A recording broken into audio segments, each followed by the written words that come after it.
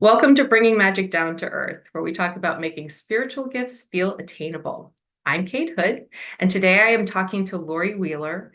Laurie is a intuitive and a healer, and she specializes in alchemical transformation. Welcome, Laurie. Oh, thank you, Kate. Thanks for having me today. Well, I'd love to start with just you telling us a little bit or a lot of it about yourself. Great. I'd love to share that. I consider myself a star seed, and that is somebody who is what I understand to be an interplanetary soul. And that means that's where my soul comes from, where it originates, and how often I incarnate in this particular world. Or elsewhere. But I am more an energy receptor, translator, and communicator. And so I've worked in this for many years, over 30 years now. I share my work as a medium, a channeler, medical intuit.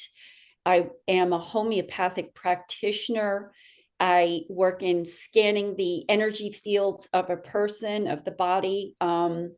I work in a shamanic journey work, and I speak light language, which is a particular coded language of the light. And I work in past life and between lives, soul regression, the Akashic records, and I'm an activator in recoding DNA. It's a mouthful. And the reason is because I work in energy. And so there are many facets to energy and how we're capable of adjusting or recalibrating or working in the light. And so I've just learned different ways of doing that, really. That's just really what it is when it boils down. Um, I've written a book, Oh No, Not Another Learning Experience, a metamorphosis. So that's both my personal and professional work coming through. And it was a lot of fun. I channeled the book, and it's an easy read, but it was a lot of fun to write and just get that information out. It was like coming out. um, and I am a creator and host of Spirit Adventure Tours, where I'm privileged to take people globally to sacred places like Peru and Sedona and Mexico, Hawaii, Glastonbury, south of France. And this year, November, we go to Egypt. So that's kind of it in the nutshell, so to speak. Yeah. Oh, well, yeah, that's a vast amount of information. I have maybe like 500 questions to ask. So we'll have to limit it to certain areas. Yeah. But just to go back just a tiny bit more, like how did this all unfold for you? Because a lot of people who are watching this are sort of in those beginning stages, or they've been on their journey for a while, but they're like, wow, how I want to do all that, but I can only do like this one thing. I'm assuming that you didn't start everywhere. No, Where did it start for you? absolutely not. This started probably, and I've now lost count, but it could be close to 40 years ago, but somewhere in there. And this is where my work to date has taken me to. So you're right. I haven't been this extensive in my work for that entire time. And I would say, had a rough road coming into it, actually, but that oftentimes is an indicator of actually where you're going to go with all of it and what your maturity of your soul is capable of handling. So I want to say the harder it is, the more you are here to learn and the more capability you have. And so I came by way of my understanding through, and this is my story, is that, well, I've always been sort of in tuned, and I've always received visions way back when I was 5 years old, even. And so I'm a person that really pays attention and listens, and I act on my visions and my guidance.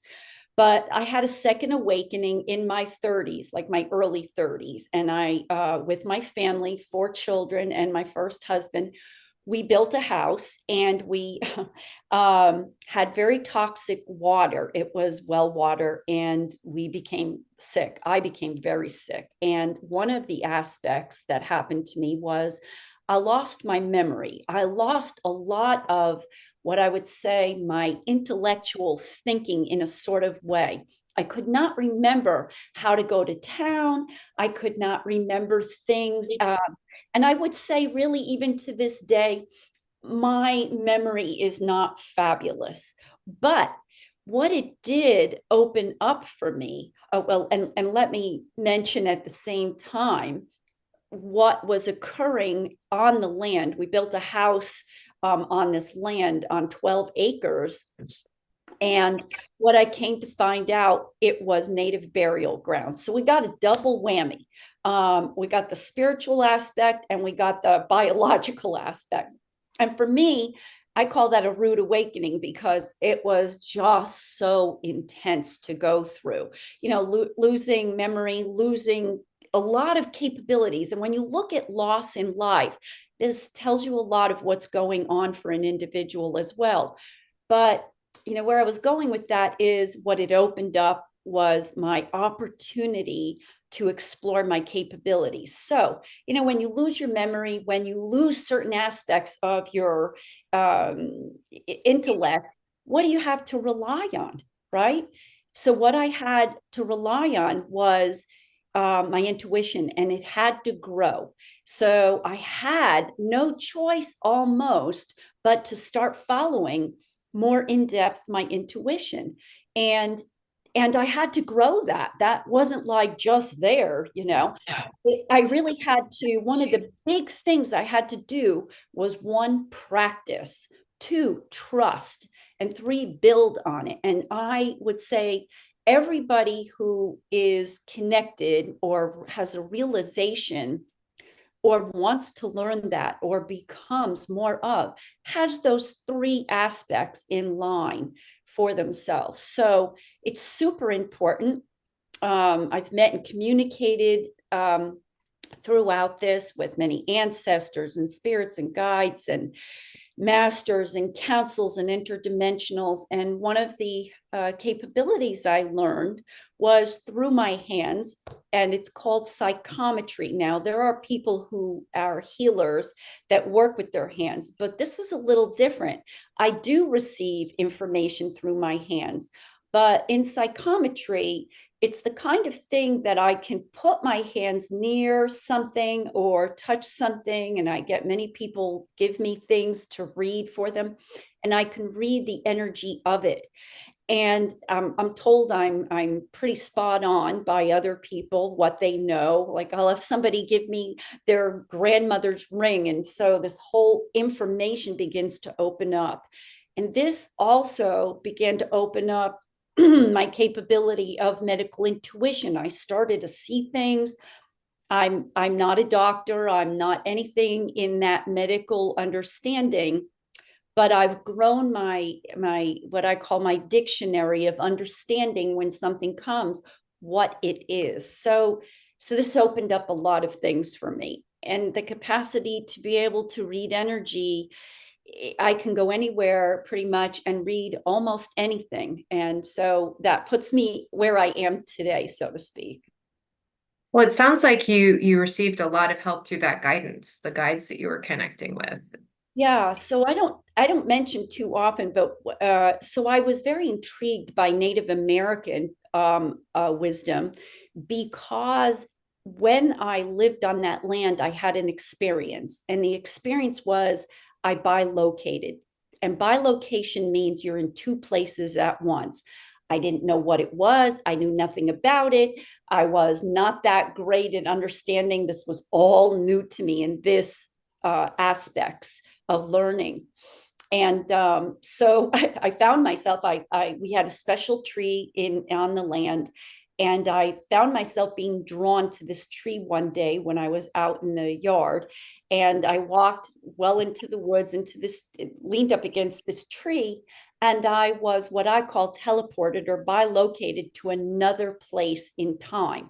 Now, we realize time is not what it is. It's not today, tomorrow. There's all this time going on all at once in the multiverse. And so I was in another time, and there was a scout party that had come upon at night this this tribe, and they, waged war on this tribe, and many were slaughtered and killed. And so what happened when I leaned up against this tree, I immediately went to this place like I was at a funeral for hundreds of people, but I didn't know them.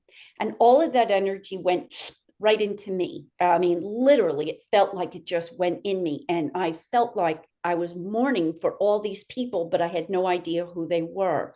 So this story began to develop and unfold, and it was part of my teaching. And then out of that, long story short, I had a connection to Sitting Bull, who was of the Lakota tribe.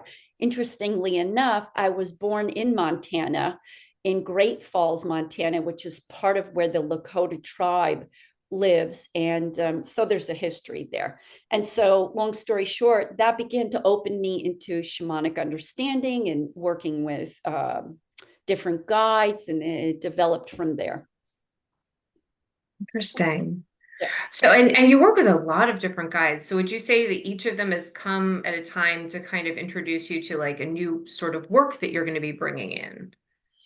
Sometimes they do. It depends on who it is.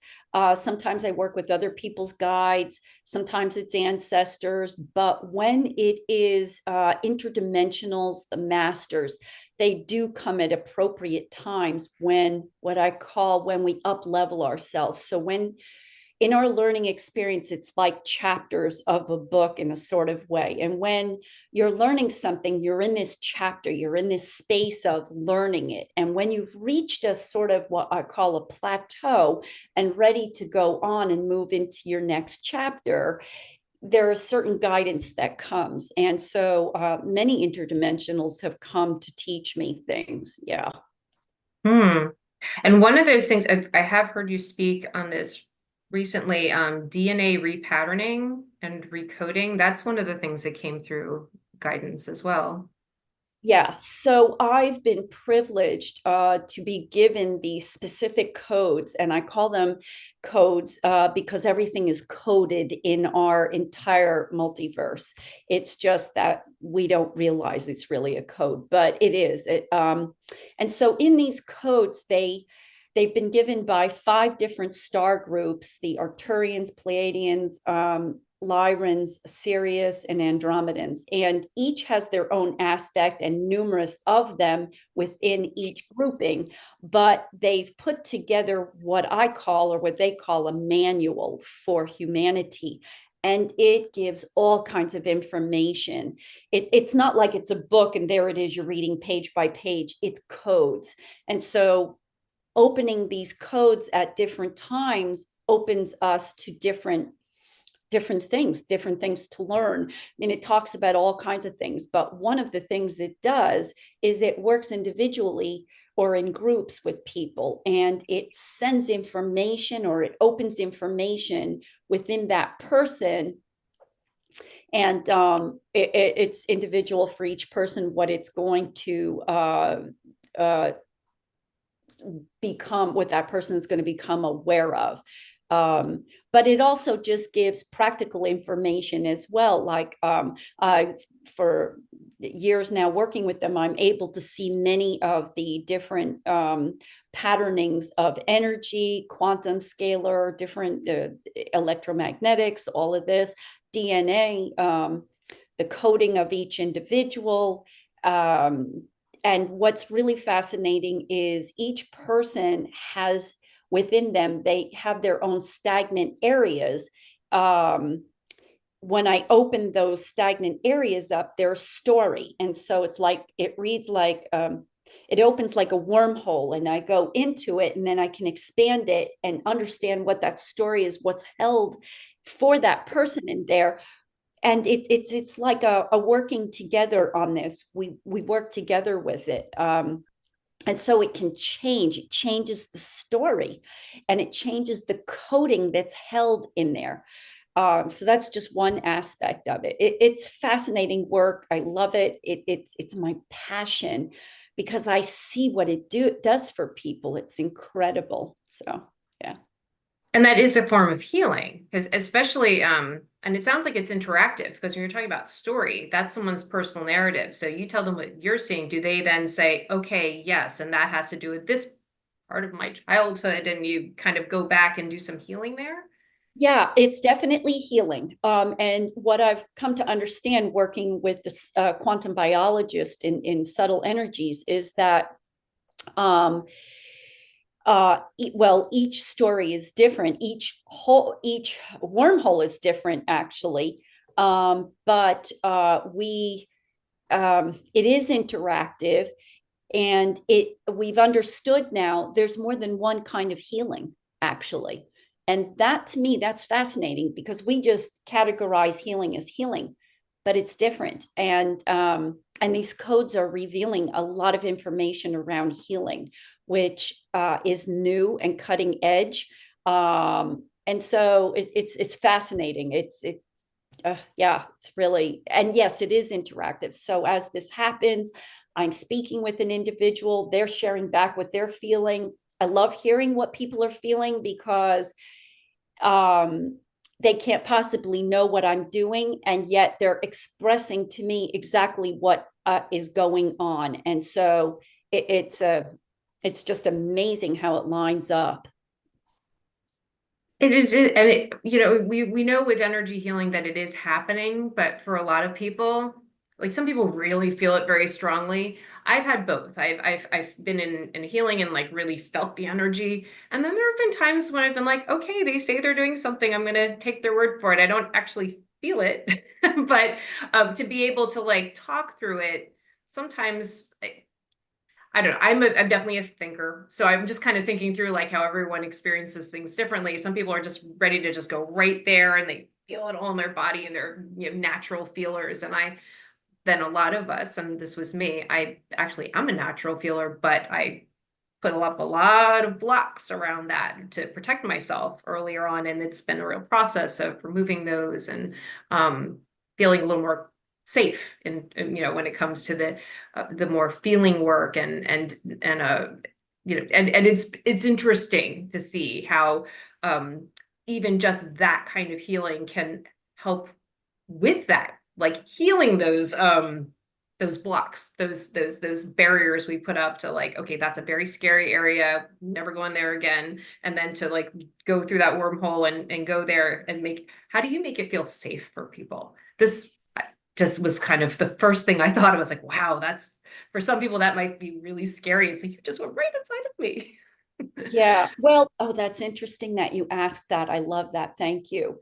You know, I'm not exactly positive how I make somebody feel that way.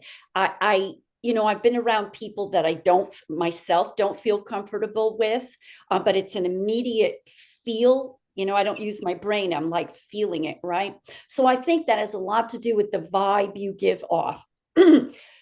Second, I've been in my work a long time. I have a lot of compassion and no judgment for people's stories. For me, it's like it's a story. Everybody has a story. Everybody that walks the face of the earth has a story. So, who am I to judge what your story is? I'm here just to help you align yourself. So, whatever the story is, that's your vehicle. That's the way I look at it. So, with no judgment, I think people feel that. I work really well with young people because they also feel comfortable with me. It's just me. But I also try to explain a lot. I have a quality within me that I'm a teacher. And so I think that's part of it too. I always want to share information and explain things so people can understand. For me, it's important that people understand. Don't do it or feel it because I say it, but it's got to be right and feel right for you. That's most important, because that's a respect and an honor of that individual. And so we set up an honor, and I think that just goes even without words, really. I think when you talk about you felt different kinds of healing, I think that's important to understand that that actually does happen. And why that is it has to do with what you're working on, who you're working with, and the guidance that's coming in. So with who you're working with, that also has to do with how open their energy is to receiving and how clear of a transmitter they are. I remember years ago, there was a native man, I think he was 99 years old, and he spoke about being hollow bones. And it was like, yeah, I get that because I'm just the conduit. I'm not the one really doing much of anything. I am a conduit. That's the way I perceive myself. It's between you and the light that is coming in, the energy that is coming in, and what needs to occur. I'm just bringing the two together. So I hollow myself in a sort of way, like just allow it to run through and bring what I need and understand it so that I can bring clarity to that individual. And I always ask for clarity when I'm working as well.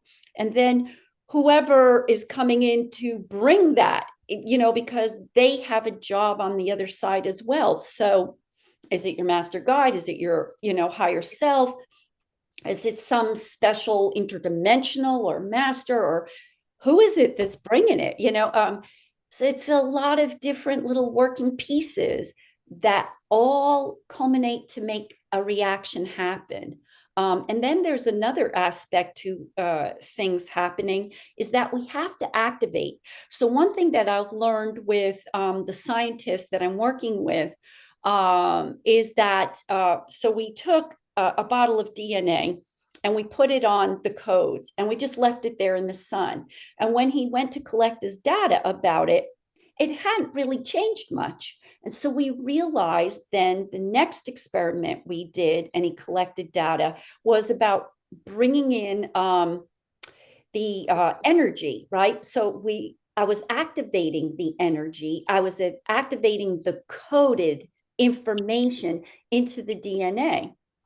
And when he checked that, it then changed to 142% of activation of energy coming in. So we went from almost nothing into 142%, which is extremely high. Okay. And so what we came to understand is it's not like just taking a rock or a crystal or something and putting it somewhere. We must activate it. And what that means is we must engage with it. And how do we engage with it? We activate it through our intuition, through our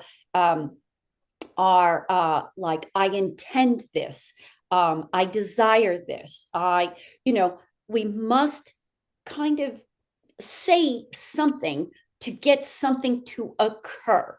So that's what's super important as well. So if you're working with the crystal, it might be simply just saying, I activate this crystal to bring whatever, fill in the blank. But you've now engaged with it, It's like standing in front of somebody and not having a conversation or anything.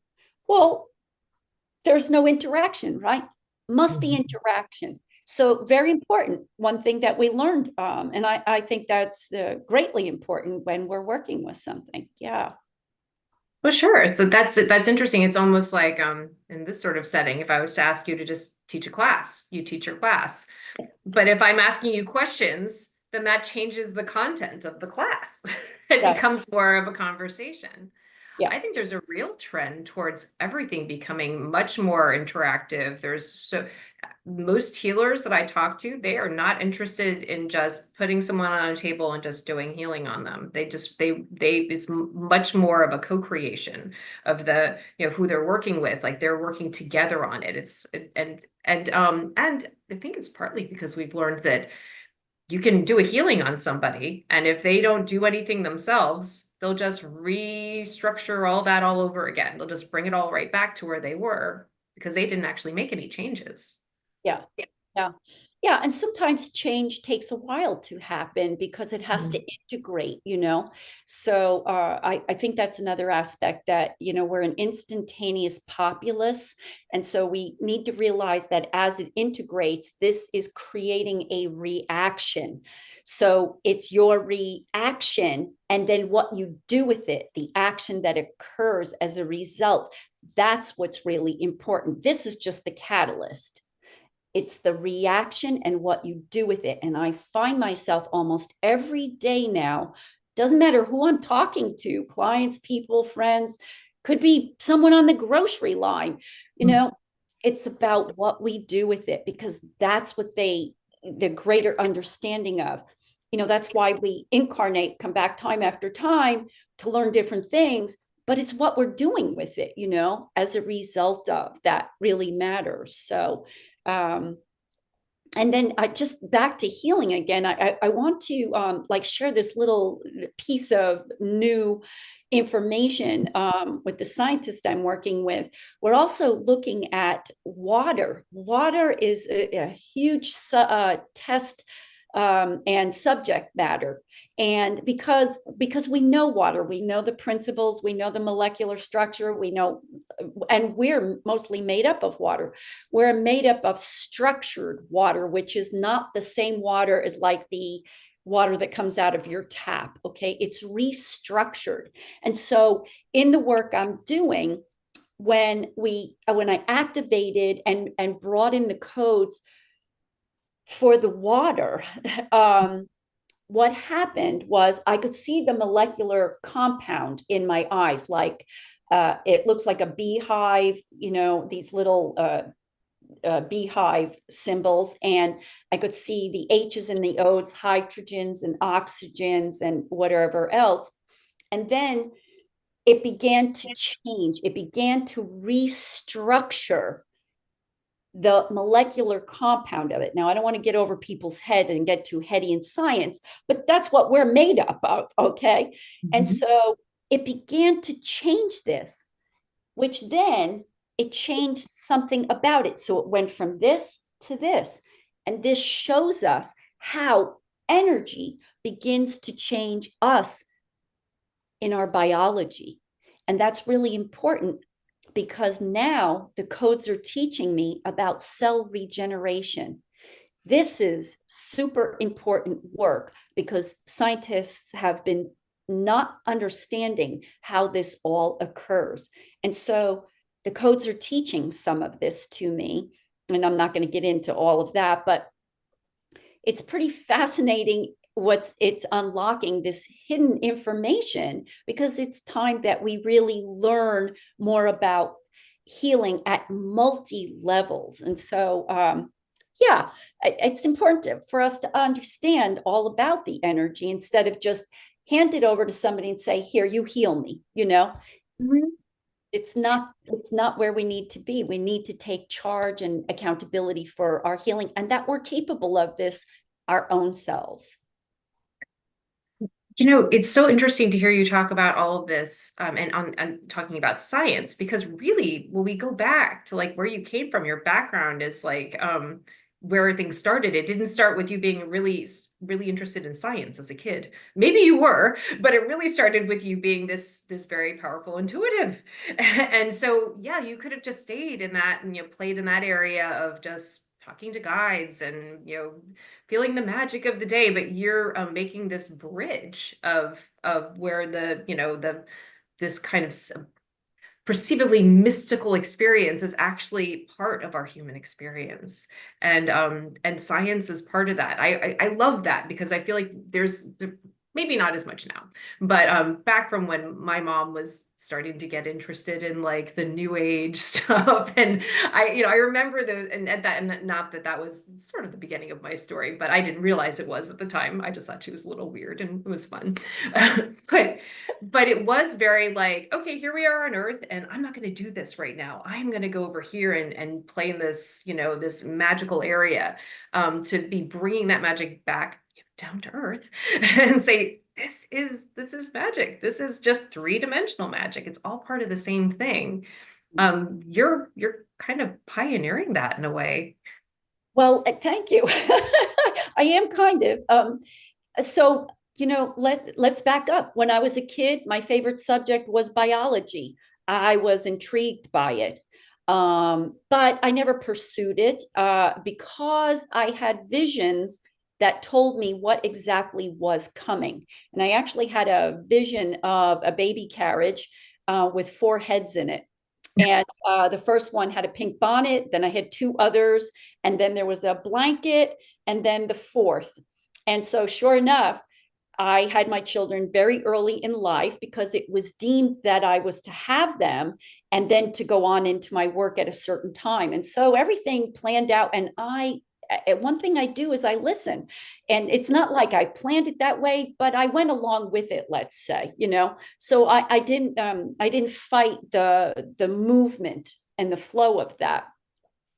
And so I had a girl first. I had two boys. Then I had right in a row, 3 and 3.5 years. That was a lot. And then there was a space and time. And then I had my fourth child. So everything kind of came in a planned out way. But I was very interested in biology, and I was interested in the stars and outer space and things like that. And my grandmother could read tea leaves. And so she was connected, but she didn't understand all of this. She just knew that she had this capability. And this runs in families as well. And I remember, like, even at 8 years old, she'd read my tea leaves. She lived in Canada, so I didn't get to see her all that often. But when I did, she'd read my tea leaves. And I was fascinated about this. I wanted to know how to do that. And here's the interesting thing, and I'm going to share this with everybody. When you have that passion, or that what I call that juice for purposeful living comes out in you, like, I want to know more about this. I want to know. I'm curious. And that's the nature of my own self, is I'm super curious about so much. So when we're like this, like, it draws you, it pulls you, but there's a reason for that. So the fact that I wanted to know about this, and I wanted to be like my grandmother when I grew up, like, I wanted to be able to read tea leaves. Little did I know that reading was, beyond tea leaves, but it gave me like the introduction to that, because I wanted to help people. And my grandmother would tell stories about different people that she read for. And one time, really long story short, she, back in her early days, which, gosh, this has to be probably about 90 years ago, she read in a hotel, in the lobby of a hotel. And she'd read for the people that would come in. They were, back in that day, it was a very high class hotel. So these people had a little bit of money to spend. And so she'd get a nickel or a dime for reading somebody's tea leaves, right? And I remember one story she told. She read for a woman and she advised the woman was going to what they called a ball in those days, right? Some big gathering, right, of sophisticated people coming together. And so she read for this woman, and she advised her not to go, because she said, there's going to be a tragic incident that will occur, and my advice is not to go to this. But did the woman listen? No. And there was a huge fire, and many died in the fire. And so I've had things like this happen my own self. I remember a person I knew. He was a chiropractor, and he was very upset by one of his clients could not write out a check for payment to him. And I remember having a conversation with him that day, and he said he's really concerned about her. I immediately could go into her field, and I could see she had a tumor in the back of her head. And I said, she needs to get to the emergency and have an operation, or at least get in some medical care immediately. And 2 days later, she was dead. So the sudden urgency of feeling energy, we get a sense of things, and there's purpose in all of it. We just have to understand, like, what to do with it and how to use it. And we are the influencers of energy as well. So when we're receiving, you have to understand what it is that's coming in. And if you don't, ask for more clarity, wait to hear. But also, we influence our energy field as well. So I think it's important to understand what it is all about. Yeah. And those are really extreme examples, but we of things that we experience on a daily basis just through our intuition. Should I don't really just suddenly don't really feel like doing this thing that I was supposed to do. Why? Asking yourself that. It might, maybe it's because you have some fear. It's not necessarily an intuition thing, it's more of a fear thing, but we can usually tell. At this point, anybody who's watching this, they know themselves well enough that they can start to differentiate between fear and intuition. But that those intuitive hits of like, why am I so interested in hearing about this woman's work as a alchemical transformation specialist? It's like, I've never even thought about this before. Why am I so fascinated? Well, maybe it's because there's something in there for you. Like, this is part, anything we're drawn to.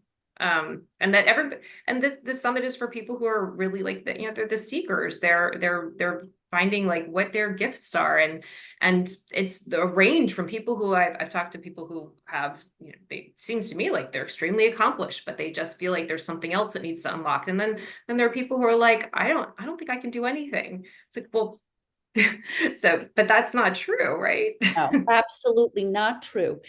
They just haven't opened up to it yet. And so there are ways to open up to it. And there's much that's out there right now of people teaching others of how to open to that. And there's varying degrees of what you're here to do. In fact, most all of us have lost our memory in the way that we have forgotten who we really are. And there's purpose in that. So if you are not accessing that information, there may be a reason that, and so it's about finding out what that reason is. Maybe you aren't supposed to remember. Maybe there's something else you're supposed to do, or maybe you haven't come into learning it. It's the timely thing. I mean, there could be numerous reasons. And going back to the thought of the differentiation between fear and the intuition, I think there are still times where people have difficulty discerning between fear and intuitive hits.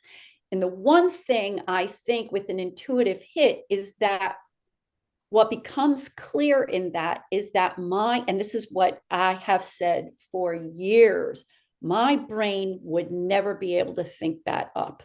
Okay.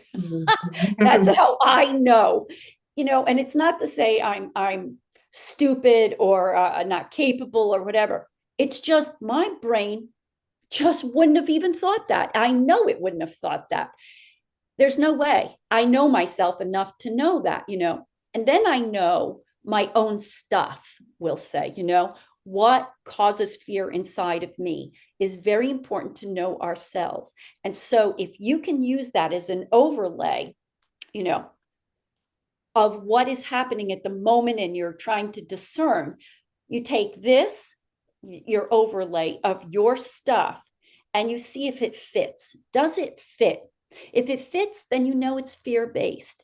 If it doesn't, and you can say, there's just no way that I would know that, or I could think that, or what, then it's your intuitive. And that sometimes helps us discern between which it is. I mean, sometimes we really just know, but sometimes if you have difficulty, I think those are two good avenues to figure it out for yourself. Yeah. And so for people who are like, I feel like I'm intuitive, I want to bring more of that out, and you just said there's ways, there are things out there that will help you do that.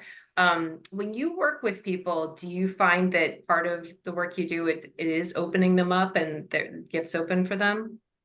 Oh, absolutely. So oftentimes when I'm working with the codes, I can tell. So it's not even just the codes, even when I'm just working with somebody in one way or another, I can immediately, I have this own reference within myself that I know. I say it's a person is sludgy. Sorry for the word. What I mean by sludge, like if you've ever come across sludge, okay, it's thick, it doesn't move, right? So that means their field is not open and vibrating at a certain level to receive. So if it's sludgy, it's time to clear this. And in the clearing, it moves different. And so when it moves different, you can access more of that information. And so that also opens your intuitive skills. But there's often something that creates that sludge. And usually it has to do with, I'm not good enough. I can't do that. It's programs that are running. So when I talked about this energy field, okay, and I can see the different stagnant areas like wormholes, right? And there's all these fields going on where this is happening. So the rest of the field can move, but it's like what I call a skip in the record. When it gets to that field, that particular wormhole, it like does a jump. It causes this stagnation. It doesn't move with the rest of the energy. So what's in that? So that's a program running from somewhere. And if you think about it like a computer, when you get a glitch in your computer, it's not everything that glitches. It's just that particular program or that happening that's glitching. And so you have to take it somewhere if you don't know how to fix computers, right? And oftentimes it's not so easy to be objective about ourselves, right?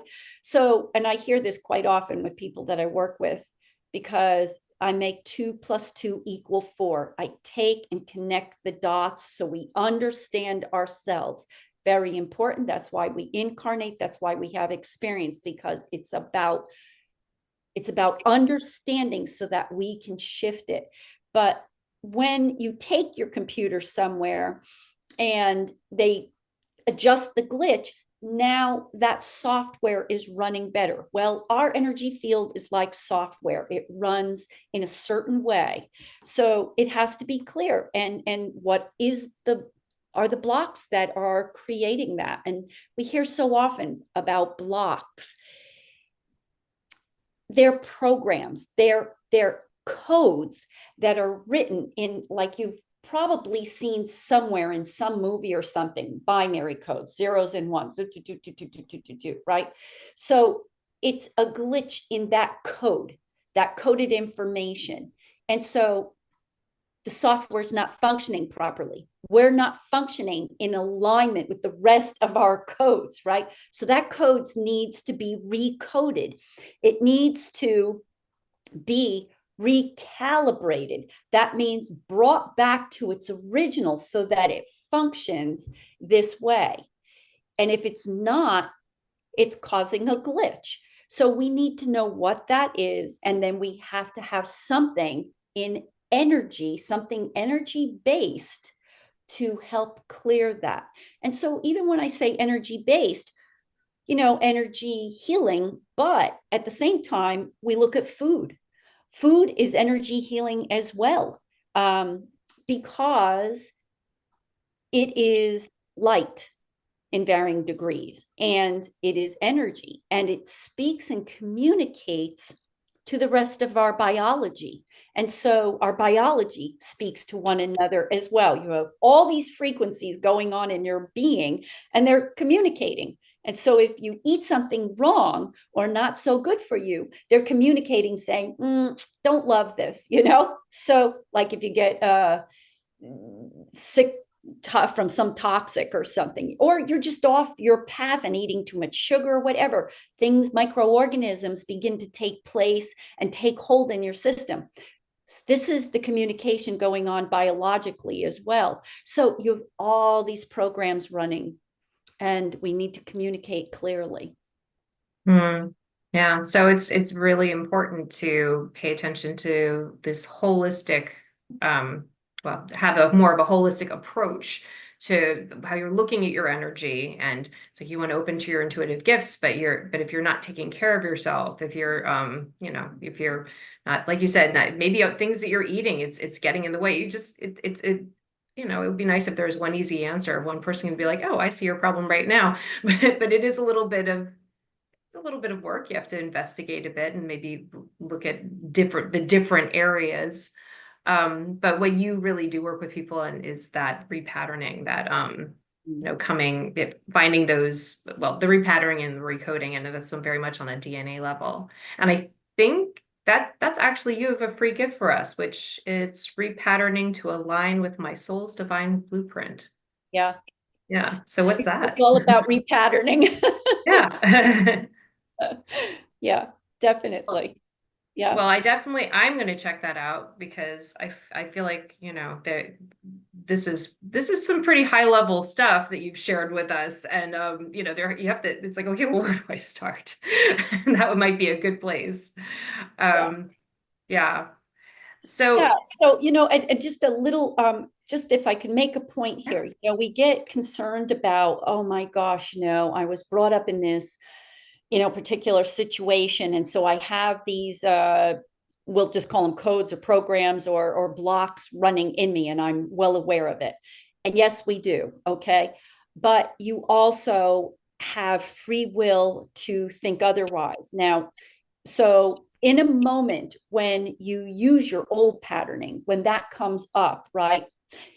Consciousness is about becoming aware that in that moment you are using the old patterning, and that you get an opportunity.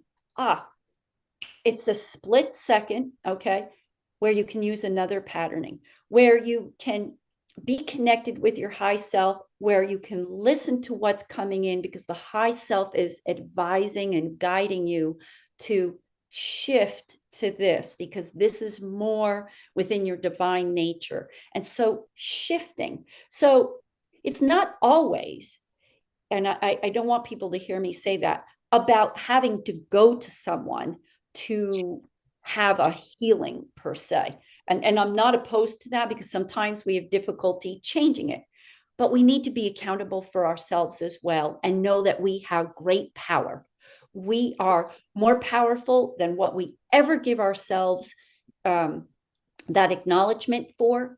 And how I know that is because I've brought many people and myself to the opportunity of experiencing the magnificence of the soul when everything else does not matter, when you do not feel any of your stuff, when you just are in the divine of who you are. That's why we don't want to leave it. That's why it's peace, it's bliss, it's calm, it's beautiful, because that's who we are. You know, we just have this programming. So if you can choose that, be accountable for choosing that in the moment. Okay. Ask the high self, help me remember at that moment so that I can shift it. You've now imprinted that into the energy field. That's going to bring to you what you want, just like anything else. And that's a way to do it. So just wanted to mention that. Oh no, and that's huge. I sometimes I get so interested in what people do.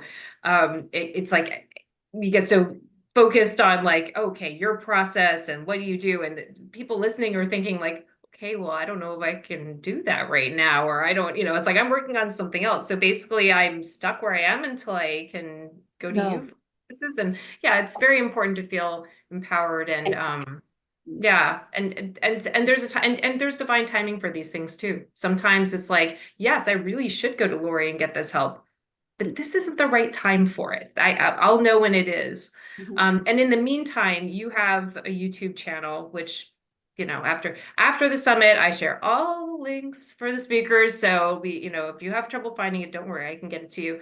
And you work on all kinds of things. And I think you're currently working on building more a community where people can. And so if you get that free gift, you'll get on Lori's list, and you can, when that's available, you'll get information on that. So you can have like be part of this world, this incredible holistic approach, bringing magic down to earth work that she does. Um, yeah, so I think that this would be a good place to end, but if I would love for you to leave us with some words of wisdom. I'd love to share this. This is always fun. And I tell this to kids too, my grandkids and others.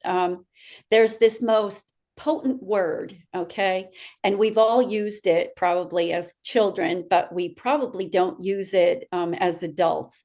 But it's potent. And all it is one word. And the word is abracadabra. And in Aramaic language from the 3rd century AD, the original meaning to that, and now we have to realize it's the original meaning that matters, what we're putting out. It means I create as I speak. And that's a potent word because we are all masters. We just have to acknowledge and recognize that about ourselves. So when you want to create something, think, this is word association, abracadabra. You are